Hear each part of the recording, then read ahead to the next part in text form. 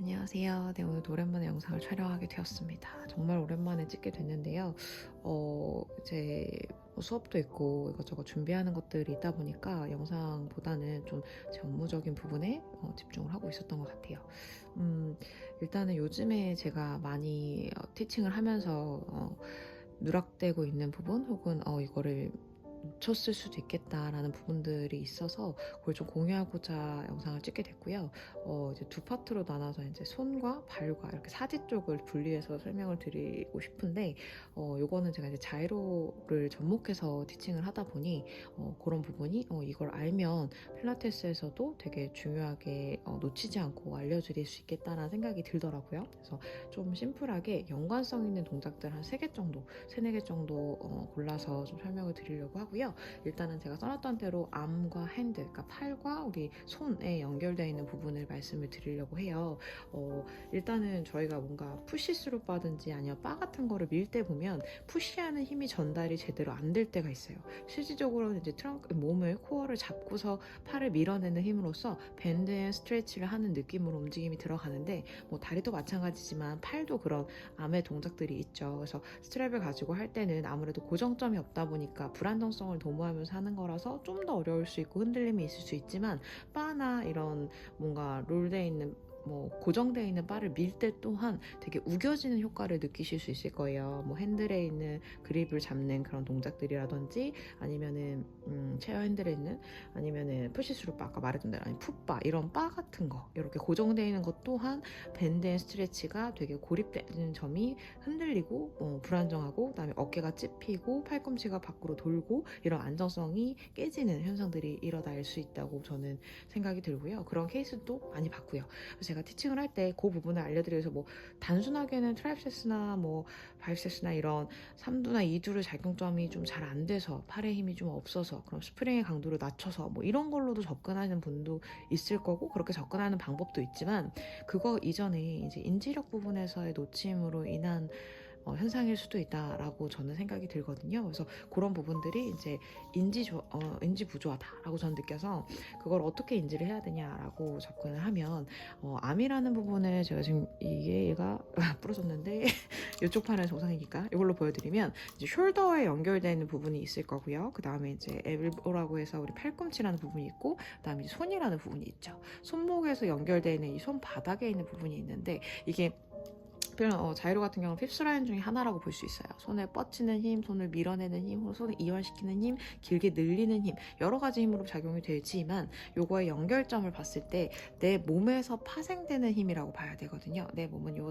단면이라고 보면 요 기립 중심점에서 이렇게 파생되는 힘을 내가 밀어내는 거라고 보셔야 돼요. 근데 이 밀어내는 힘이 전달력이 어그러지거나 약간 엇박으로 되면, 우리 도미노 같은 거 세웠을 때 도미노가 약간 정상 범주에서 이렇게 벗어나게 세워주면, 운이 좋으면 같이 넘어가지, 운이 나쁘면 걔로 인해서 약간 소위 말해서 이렇게 한번 끊기는 현상이 일어나죠. 이런 것처럼 우리 몸도 정렬이 연결됨에서의 이어짐이기 때문에, 내가 코어를 강화한다는 거는 코어에서부터 뻗어지는 힘을 연결하면서 계속 이거를 뭐랄까 단계를 강도를 더 강하게 만든다, 근력을 더 향상시킨다, 이런 움직임으로 들어가야 되거든요. 근데 얘네들을 뭐 하나하나 타겟해서 한다기보다는 연결로 하는 거다 보니까 우리가 동작이 움직임으로써 이어짐이 현상이 되는 거고요. 제가 요즘에 많이 설명드리는 것 중에 몸은 점선면으로 되어 있다고 설명을 드리거든요.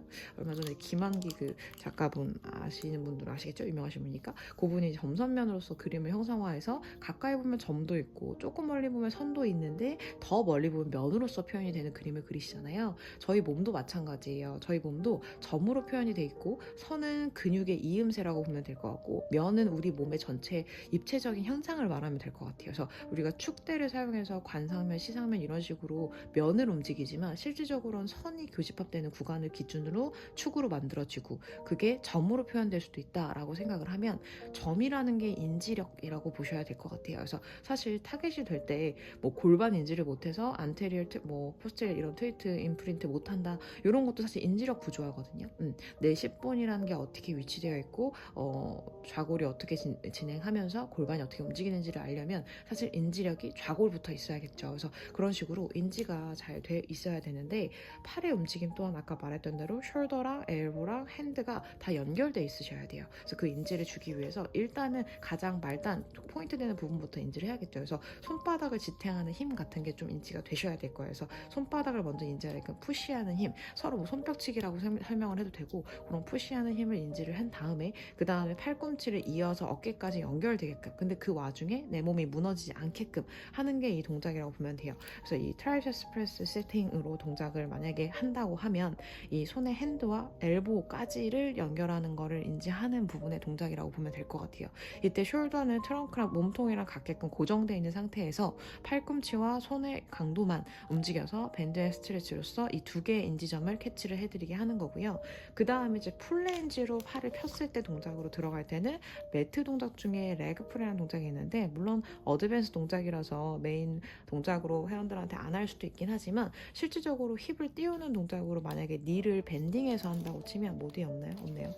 니를 밴딩해서 한다고 치면 이 부분에 팔을 끝까지 피는 이 동작으로서는 진행이 가능하시거든요. 물론 무릎을 구부려서 무릎을 산처럼 구부린 상태면 아무래도 발의 지지면도 사용이 되긴 하겠지만, 그래도 어찌됐건 이 팔을 밀어내는 힘, 만약에 이 밴드 한 이랑 비슷할 것 같아요. 이렇게 그림으로 표현을 하면 이렇게 그래서 무릎을 세운 상태로 팔을 밀어내는 동작으로 하겠지만 얘랑 비슷하게 힐을 지금 푸시하고 있기 때문에 가능하지 않을까 싶긴 해요. 발을 포인트 할 때랑 푸시하고 있는 블랙 도지로 할 때랑은 좀 다른 거라서 이렇게 푸시 힘을 작용을 하기 때문에 이렇게 밴드한 정도라고 피면 이 팔을 피는 이 업라이트 되는 이 동작을 이 프랩으로 하지 않을까 저는 싶어요. 그래서 이렇게 인지력을 손도 인지하게 하고 타겟으로, 그 다음에 엘보 인지하게 하고, 그 다음에 우리가 풀로에서 숄더까지 인지하게 해서 이렇게 전체 팔의 인지력을 다 준 다음에 그 다음에 푸시하는 힘을 연습을 해야지 사실 동작들이 들어갈 거거든요. 이건 모든 동작에 다 메커니즘이 들어가는 부분이라고 생각이 들어요. 왜냐하면 우리가 푸시 스루 바, 풋바, 뭐 바 같은 걸 밀어내는 힘을 쓸 때 같은 동작이죠. 그래서 뭐 머메이드 동작이나 이런 거 할 때 팔을 밀어내면서 그 미는 힘의 작용점으로 그대로 넘기듯이 돌려서 그 축구를 진행을 하는데, 그 미는 힘이 사실상 우리 코어에도 작용이 돼야 되거든요. 물론 이건 엄청난 스트레치를 하는 거긴 하지만 만약에 이거를 뭐 히들락에서 푸시스루바로 한다고 치면 이 미는 힘은 요 코어의 단면에 유지하는 힘과 같다고 보셔야 되거든요. 그래서 이 미는 푸시 힘과 이 코어에 유지하는 힘으로 나머지 부분이 이렇게 늘어나면서 이완되는 동작을 하는 거기 때문에 이렇게 푸시하는 힘들이 인지가 잘 돼야지만 원래 하고자 했던 피니시 동작까지 나올 수 있다라고 보셔야 돼요. 그래서 사실 이 팔의 힘이 덜덜덜 거리거나 이 전달력이 안 되면, 왜 우리 체어 동작에서 다리 막 흔들릴 때 있잖아요. 그것도 이 관통되는 힘, 연결되는 힘이 연결성이 좀 부족할 때, 근력이 부족할 때 나오는 힘이거든요. 나오는 현상이거든요. 근데 이게 허벅지가 크고 막 근육이 막 펌핑돼 있고 잘 돼 있다고 해서 되는 게 아니라 속의 연결성을 말하는 거라서요. 이게 약간 기의 흐름과 같다라고 생각을 하셔야 될 것 같아요. 그래서 이게 허벅지가 굵고 허벅지가 굵든 아니면 팔이 굵든 이런 근육 자체의 힘이 아니라 연결되는 부분의 힘이 부족할 때 이런 흔들림, 코어의 불안정성이 나온다고 봐야 되거든요. 그래서 이거를 인지하고 찾으려면 사실 아까 말했던 점으로 표현할 수 있는 손과 팔꿈치와 어깨의 인지력이 나오고, 그 다음에 이걸 연결하는 선으로서의 움직임인 근력을 쓰고, 그 다음에 면으로서의 움직임을 고정하는 힘으로써 무언가의 움직임을 대치해서 유지해주는 거를 하는 게 이 점선면의 개념이라고 보시면 될 것 같아요. 제가 요즘에 이제 이런 논리로 티칭도 하고 있고 여러 가지 이제 준비를 하고 있어서 이런 거를 인지하게끔 하는 게 좋다. 그래서 만약에 시퀀스로 본다고 하면 아까 말했던 대로 트라이셉스 프레스 스팅을 해서 이렇게 인지, 그 다음에 레그 풀을 프랩으로 하든 풀 동작으로 하든 어쨌건 힙을 들 때 브릿지 동작으로 코어를 쓰긴 하나 팔을 온전히 피는 동작으로 인지를 주고, 그 다음에 머메이드로 가서 이렇게 동작을 풀로 했을 때 팔의 인지력이, 사실 머메이드의 메인은 팔이라고 할 수 없을 수도 있다고 보지만 사실 이게 다 스텝 바이 스텝으로 다 깔려야지만 동작이 나오는 거라고 봐야 되잖아요. 그래서 팔을 푸시하는 힘, 이것뿐만 아니라 그 어떠한 동작도 팔을 피는 동작, 우리가 뭐 앞으로 스파인 스트레치 하는 동작들이라든지 그걸 푸시스루바로 하든지 아니면 스프링을 얼마나 걸고 하든지 이런 것들이 다 작용이 된다고 보셔야 되거든요. 그래서 이게 몸도 유지하는 그 면을 생각하고 팔도 인지하는 면을 생각해서 그렇게 연결하는 게 주 메커니즘이다 라고 느껴지면 될 것 같아요. 네, 이상입니다.